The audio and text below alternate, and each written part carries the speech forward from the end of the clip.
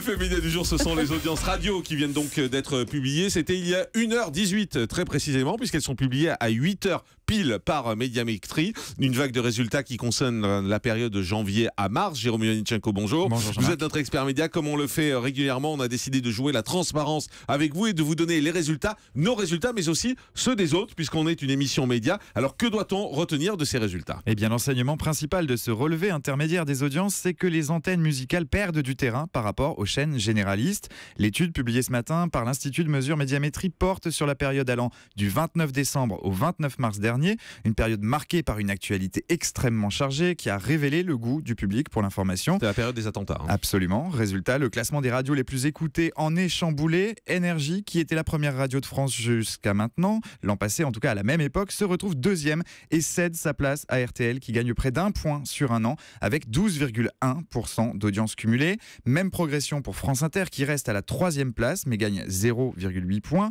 Classement inchangé aussi pour Europe 1 pour cette antenne, quatrième de ce classement des radios les plus écoutées avec un score stable par rapport à l'an passé en légère baisse de 0,1 point.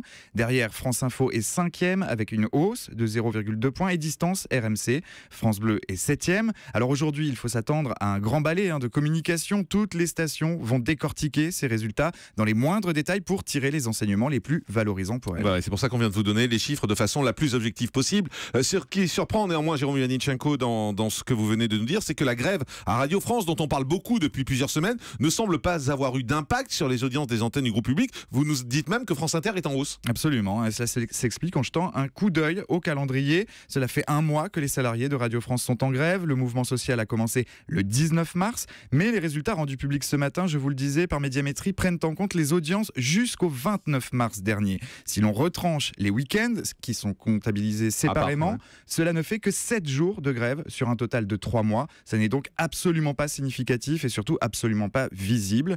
En revanche, c'est sur la vague suivante, celle qui sera publiée au début de l'été, qu'on pourra constater l'impact réel de cette grève qui se poursuit toujours, je vous le rappelle.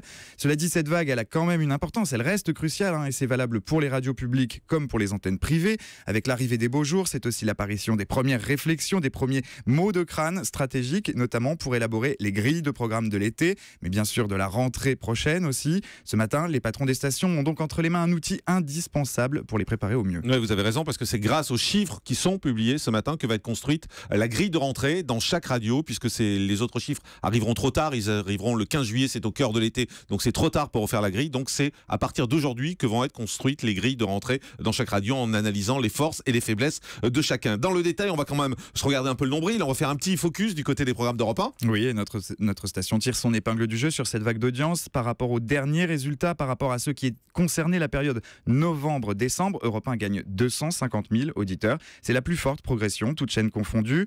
Dans le détail, toujours en prenant pour référence les dernières audiences, Cyril Hanouna et Les Pieds dans le Plat gagnent 150 000 auditeurs.